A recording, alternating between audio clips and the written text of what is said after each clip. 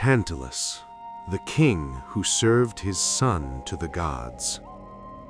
The favorite of Olympus. In the dawn of the heroic age, there lived a king named Tantalus who ruled over Sipylus in Lydia. He was no ordinary mortal. He was a son of Zeus himself and a nymph named Pluto, representing wealth. Because of his divine blood, Tantalus was honored above all other men. He was the only mortal allowed to dine at the table of the gods on Mount Olympus. He sat with Zeus, drank the golden nectar, and ate the ambrosia that granted immortality.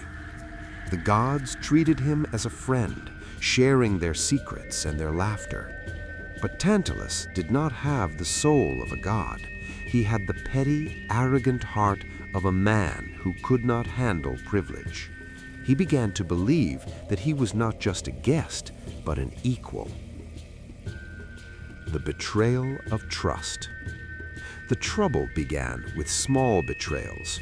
Tantalus started to steal nectar and ambrosia from the divine table. He brought the stolen food back to his mortal friends, boasting, "Look, I eat what the gods eat. I am one of them." He also leaked the secrets of Zeus, whispering divine gossip to the world below. Zeus, though aware of these transgressions, was patient with his son, but Tantalus mistook patience for ignorance. His arrogance, or hubris, grew like a cancer. He began to wonder, are these gods truly all-knowing, or are they just powerful frauds? He decided to put their omniscience to the ultimate, horrifying test. The unthinkable feast. Tantalus invited the 12 Olympians to a grand banquet at his palace in Sipylus. He promised them a dish unlike they had ever tasted. In the dark secrecy of his kitchens, Tantalus committed a crime that makes even monsters shudder. He took his own son, the young and handsome Prince Pelops.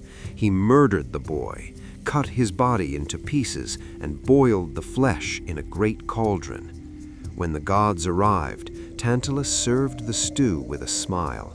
"Eat, my lords. This is a sacrifice of my most precious possession." He watched them closely, waiting to see if they would realize they were eating human flesh, the flesh of his own blood. The gods knew instantly. As the scent of the stew rose, they recoiled in horror and disgust. Zeus struck the table with his fist, shaking the mountain. Poseidon turned away in sickness. None of them touched the food, except one. Demeter, the goddess of the harvest, was distracted by grief. Her daughter, Persephone, had recently been abducted by Hades. Lost in her sorrow, Demeter absent-mindedly picked up a piece of meat from the bowl and ate it. It was the shoulder of Pelops. When Zeus revealed the truth, the hall fell silent. Tantalus stood frozen, realizing too late that the gods see everything. The test had failed, and his doom was sealed. The punishment of Tantalus. Zeus did not just kill Tantalus. Death was too easy.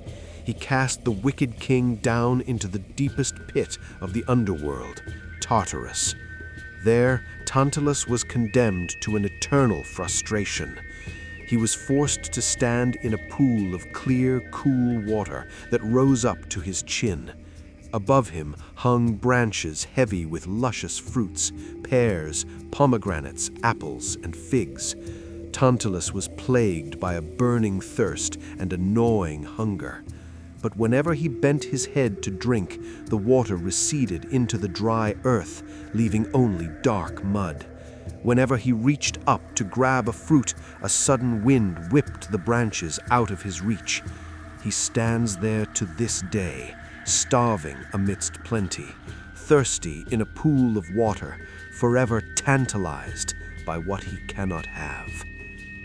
The resurrection of Pelops. But the gods were not done. They could not leave the innocent Pelops dead. Zeus ordered the Fates, or Hermes, to gather the pieces of the boy's body from the cauldron. They placed the limbs back together in a sacred cauldron. However, one piece was missing, the shoulder that Demeter had eaten. To make him whole, Hephaestus, the smith god, fashioned a new shoulder out of gleaming ivory. Clotho spun the thread of life, and Pelops took a breath. He emerged from the cauldron more beautiful than before. Poseidon fell in love with the resurrected youth and took him to Olympus for a time, teaching him to drive a divine chariot. Pelops would go on to become a great king, conquering the southern peninsula of Greece, which is named after him to this day, the Peloponnese, island of Pelops.